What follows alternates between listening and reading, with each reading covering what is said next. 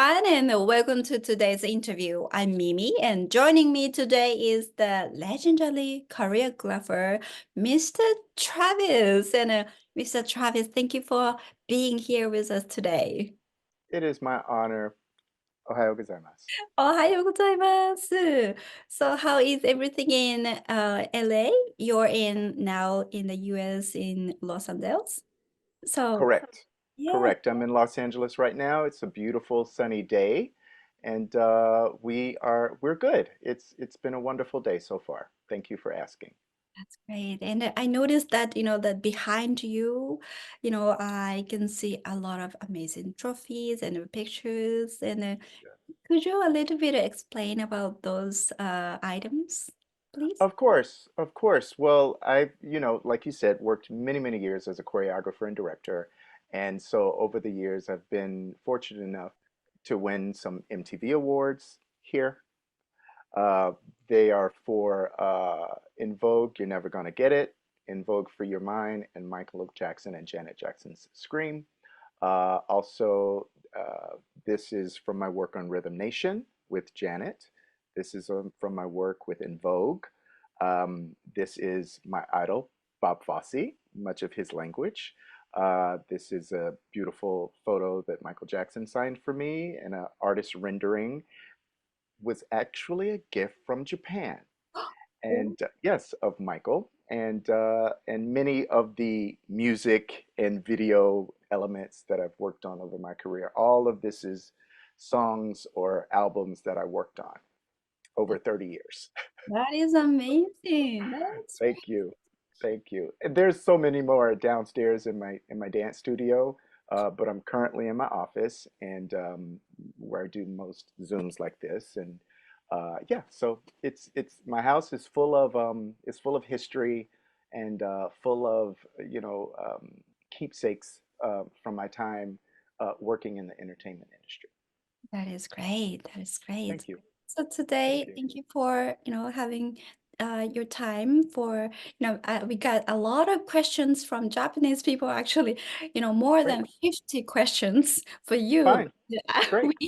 we chose only like, three or four, but, let me, Okay.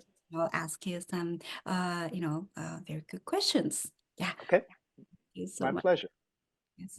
Okay, so I will put you the um, full screen. So, Mr. Travis, as everyone here already know that you are such an amazing and professional choreographer, and your body is your asset. So, Yes. our question is, how do you manage and maintain it? Well, at my age, it is very necessary to stay active. And I do that many times in rehearsal or teaching or doing yoga, stretching, so that, I can continue to work as I have. Obviously, as the body matures, things change. And as long as we embrace that change, I find that, that is the best way, because a person in their 40s or 50s won't move like a person in their 20s. But what we do know is how to take care of our bodies from many years on the road or in companies. And so for me, it's about getting a lot of rest. It's about eating well. It's about lots and lots of water and being kind to myself as much as I can. Many times with traveling, sometimes you don't get as much rest as you should, but I try, especially when I'm at home, to be on a schedule that allows me to rest so that I can actually, be at my best at work. That is amazing. That's a really good tips. And, for me too, and especially for many of Japanese people. That's amazing. Thank you. And Yes, you have any like daily habits that, you usually do? yes, of course. I love coffee and I love tea. So during the day, in the morning, I might have coffee. And then, of course, a lot of my work pre-production work is done here at my home, in my office or in my dance studio. And so the days vary. if I'm not on a set or traveling, I'm oftentimes working from home. And a lot of it is creative, but a lot of it is business. Much of it is meetings, phone calls, Zooms with Asia, and being able to conduct business remotely. But of course, on the days where I do go to a set or go to a studio, then, during those hours when I'm away from home, I'm very, careful to make sure that I stay hydrated, very careful to make sure that I eat right, because sometimes in the midst of work, you forget to eat, because the schedule is just moving. So I try to make it a point to always have bananas or some fruit on me and make sure that I eat at least 3 times a day. But really, sort of my daily thing starts with in the office until I need to go to a set, and then most times I'll end my day after meetings with Japan, which for me usually start about 6 p.m. my time, and then I'll work oftentimes until 10 or 11 p.m. my time, and then I like to watch a little YouTube and go to bed. Nice.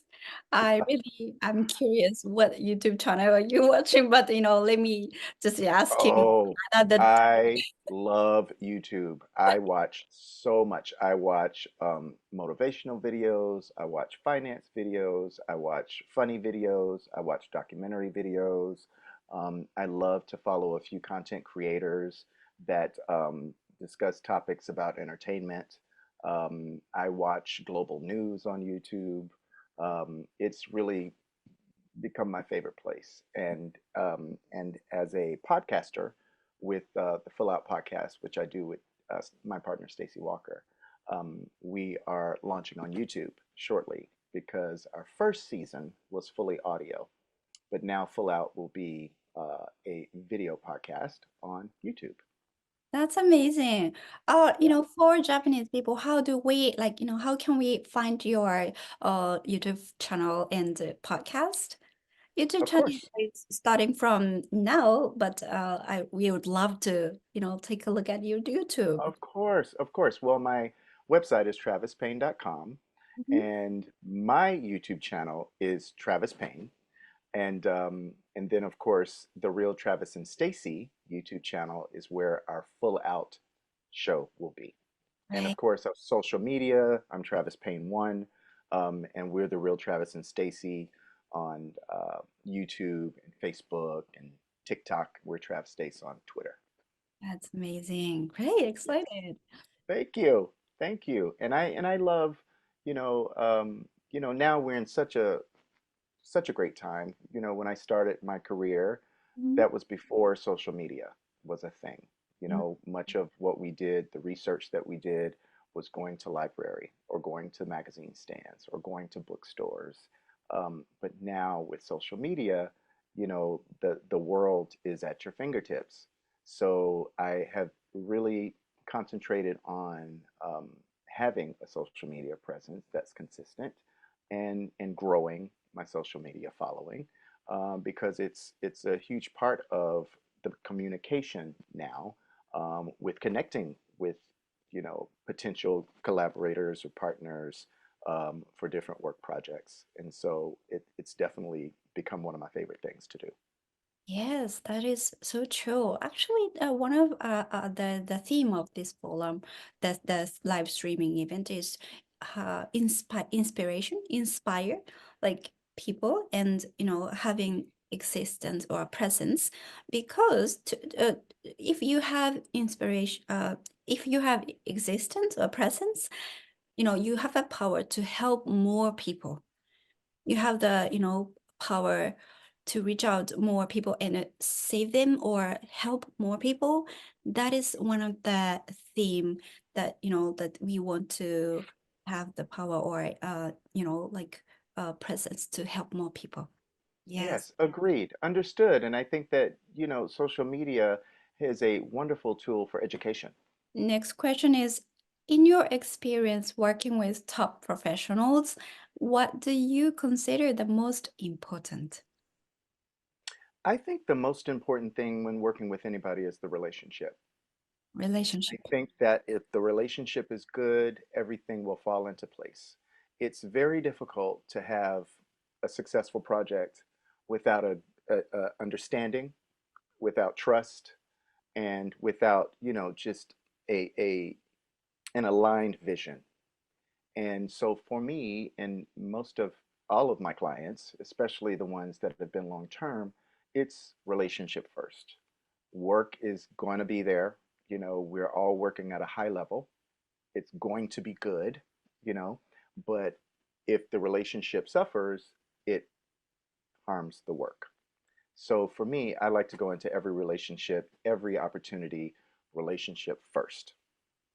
So true. To keep good relationship or to maintain a good trust, do you have anything that you care about or you do? Yes, yes. Communication, absolutely communication, healthy communication, Mhm, organization.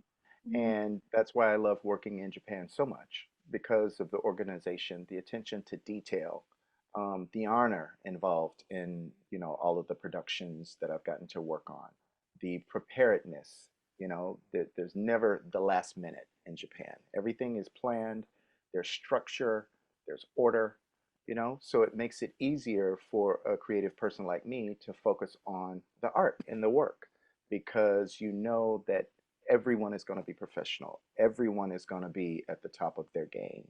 And we always appreciate that so much, especially about Japan. That's wonderful to hear. Thank you. Oh, Absolutely. it's the truth. It's the truth. I mean, having worked in Japan consistently since 1998, of course, I'd been there the first time, I think, was in 1986 or Mhm, 87, probably 86. mhm. But then, of course, returning my big break at the top of my career was with Janet Jackson on the Rhythm Nation tour. And my first show with Janet was at Tokyo Dome. And so that was, I believe, in 1990 or 91. And so since that time, working consistently in Japan is always such a joy, no matter the company, because you know it's going to be organized. You know there's going to be so much care and and and planning that goes into every project, so that the project really, does not suffer because everyone is on the same page from the beginning. So true. And for your first concert with Janet is Tokyo Dome. That's really Yes. was. Yeah, it's Yes, it's this project here, Rhythm Nation. I was 19 years old, and so it was an honor. Like many of us, grew up listening to, the Jackson Five, and of course Janet when she put out her first album. Even the albums before Control, you know, um, I, had just was a fan for sure. And when I grew up, it was about the Jacksons, Prince, and Madonna. Later came Paula Abdul, and others. But that was my thing. And I was such a huge fan of the music and the dance and just the vision music videos became a huge thing at that time. MTV, the beginning of that. And it was my dream since I was a child to work with Michael Jackson. It just so happened that I worked with his sister Janet first. And yeah, and she gave me my introduction to the world stage right there in Tokyo at the Tokyo Dome at the Big Egg. that is amazing. Yeah. Yeah, Your yes, story, give us a lot of inspiration and like hope or like a lot of dream. That is, you are basically proving that dream is come true. That's amazing. It's it great. really do. Yeah. Dreams definitely come true, and I um, would oftentimes talk with Michael, and a lot of times we would have to see the vision before we could create the vision.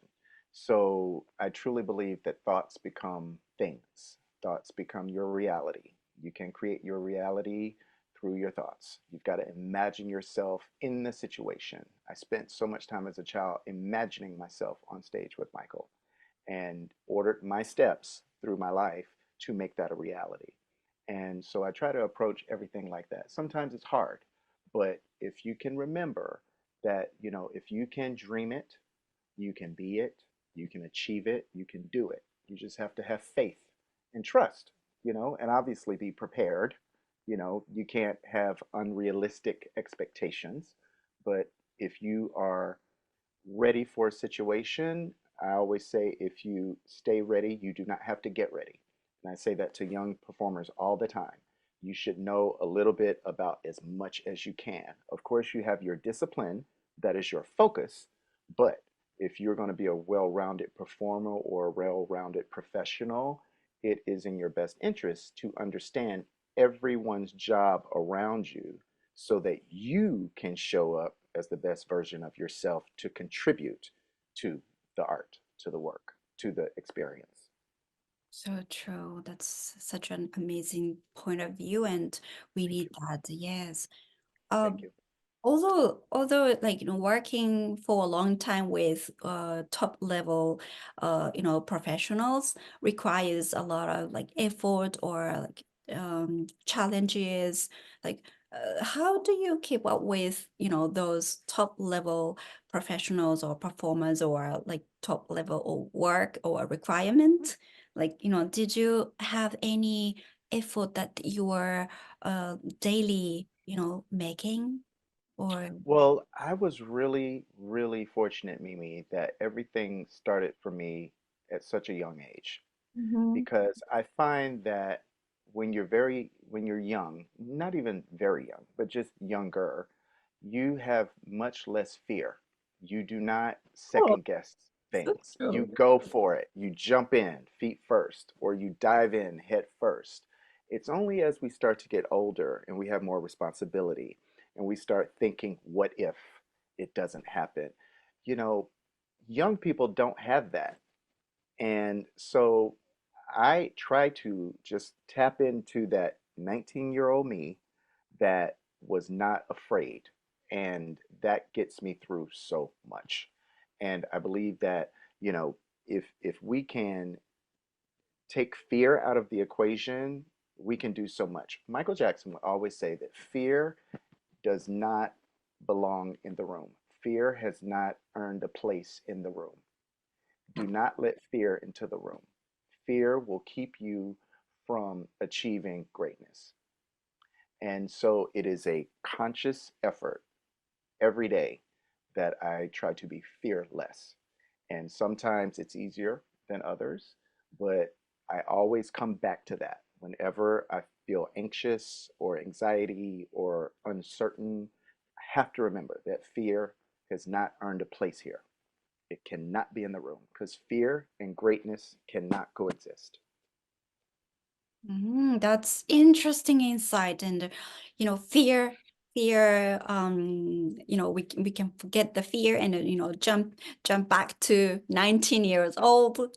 Yeah, Mhm. and then stay brave and stay foolish and yeah, Yes, I see. exactly, exactly. Because you don't have any, there's nothing in your way, so you just have to remember that. I try my best always to remember that. There's nothing in my way but me. Mhm, mhm. And I think that, the people that I find that I look up to who are the most successful, you know, they they they prevail in the face of adversity because you jump in and you do it. You don't second guess. You do it. Especially if you're prepared, don't second guess yourself. Go for it. Because the worst you can do is have to do it again. But that's okay because that builds character. Sometimes every day is not going to be perfect. Every job is not going to be perfect. Every relationship is not perfect. But, if you commit to doing your best and not giving up and staying committed and staying focused on your goals, it's much easier. I put on blinders and go forward. And I find it's better too not to compare yourself to other people because your experience is your own. Wow, such a touching and a strong message from you. That's amazing. Thank Right. you. Thank you. I almost got goosebumps or chills. Well, I you know, believe it. I I truly believe it. I truly believe it. I really, great, really. great. And then, Mr. Travis, finally, could you share with viewers how to live a life that fulfills dreams? If you have a Well, message for I them. think to live a life that fulfills your dreams, you've got to dream big. The first thing you have to do is dream big. Nothing amazing, nothing great came from thinking small. Mm. Even looking at something as simple, not as simple, but something as well known as Tokyo Dome. Someone had to have the nerve to think of it. Someone had to have the idea. Someone had to have the idea for the bullet train. Someone had to realize that out of no way, you make a way. Don't know what it is, don't know how, but you set off on the journey. You put one foot in front of the other, you keep showing up. If you keep showing up, you're going to succeed. We get in our way by thinking, what if it doesn't work? What if I'm not good enough? What if, what will people think? I think that if we can have less of that noise in our heads and really sort of focus on our dreams, because if you remember, thoughts become things. So you have to dream big. And if you dream big, then you order your steps to get to that dream. It's like you want to get in a car that's going to the destination you want to go to. You won't get in a car that's going that way when you know you want to go this way. Same thing about your goals and dreams. If the dream is here, make sure that the steps you are taking are in service of that goal. Otherwise, you're spinning in a circle and staying in place. And I know that's easier said than done, but every great person throughout history had to have a dream that they reached that made them great. We have people now that get a lot of attention, like Beyonce Yeah. or Elon Musk, Mhm. or, just it's a superstar baseball player who just got here that my mother is watching now, who's from Japan. You know, all of those people, I think the thing that they have in common is that they dreamed big, and yes, it's talent, but it's also consistency and it's persistence, and it's audacity, Michael Jackson, you know, biggest artist ever, but that had to start somewhere. And I think it started with a dream, and you have to see yourself in situations that you don't necessarily need to know how you get there, but you got to see yourself in the situation and then you make it a reality. It's not going to be an easy road and it may take a long time, but as long as you are moving forward, that's the best you can do. At the end of the day, you want to know that you have done your best and you are willing to do it again and again and again. And and speaking of dreams, the school that I am working on now, Dream Space is what I call it. And I think it ties in. It's been a dream of mine since I was a child. Going to a performing arts academy from 9 years old to a performing arts high school that brought me to Tokyo the first time. And I find myself just as much an educator as a creative now. And it makes sense in my journey to inspire others and find opportunities for young performers in all of the performing arts, not just dance, but music production, photography, acting, drama, writing, producing, choreography, direction, graphics. Now we've got Web3, we've got, metaverse, we have all of these sort of new technologies. All of that is important and all of that matters now.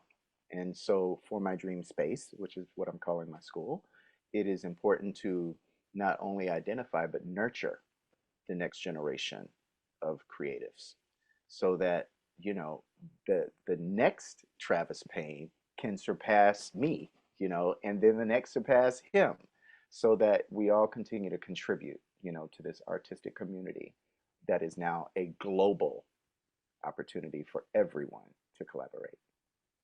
Wow, such Yeah. inspiring words, Mr. Travis, and then Oh, thank you well, for thank you. sharing your wisdom with us today. That was amazing. And My pleasure. yeah.